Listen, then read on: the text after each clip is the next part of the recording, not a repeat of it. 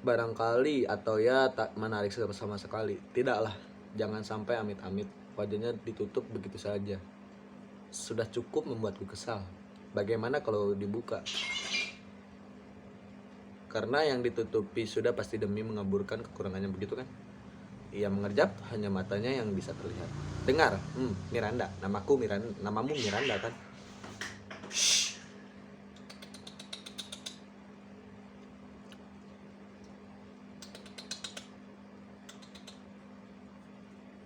Hey. Dia mengangguk, aneh sekali bicara dengan orang seperti ini, seperti bicara dengan patung yang bermata, tapi itu lebih baiklah daripada aku terpaksa harus melihat wajah jeleknya kan.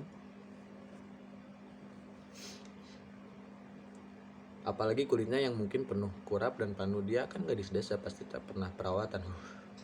Selalu gunakan pakaianmu yang seperti ini dalam rumah ini, juga penutup wajahmu itu, jilbab, baju, kaos, kaki dengan jangan pernah dibuka, apalagi di depanku. Saat makan, tidur, atau apapun paham, aku menunjuk dari ujung kepala sampai ujung kakinya, ia harus paham aturan ini.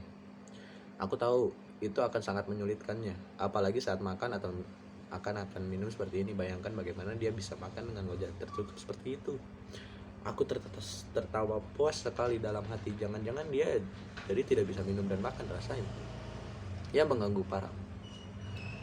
Padahal ini anak manutan banget, nggak ada ngebantahnya.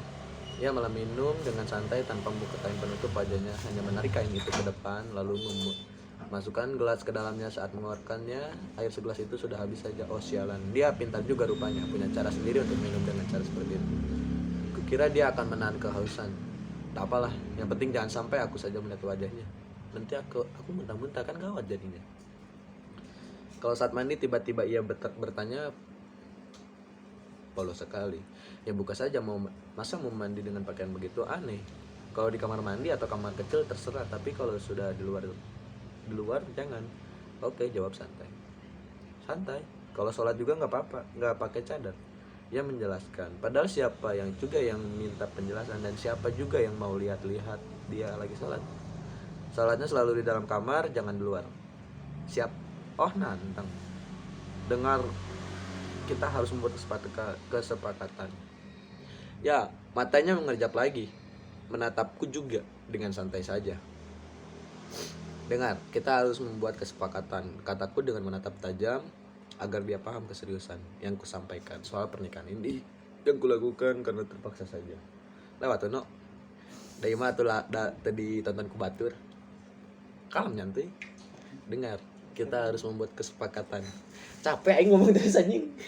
Ya cepet-cepet ngomongnya santai. Ya, tanyanya dengan membalas tatapanku, baru kusadari matanya beriris coklat, terlihat indah. Ya lumayan lah. Apa-apaan sih, jelas saja matanya lumayan bagus, pasti hanya itu kelebihannya.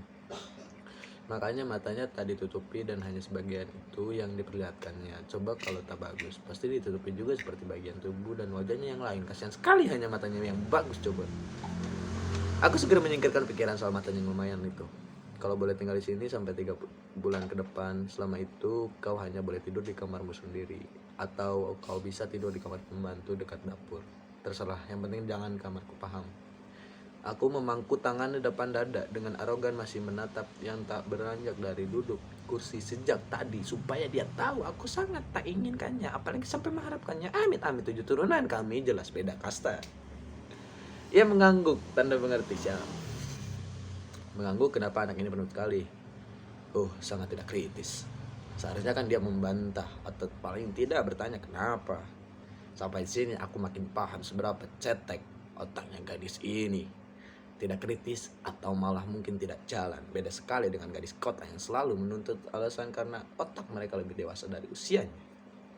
Siap, kan dulu tuh.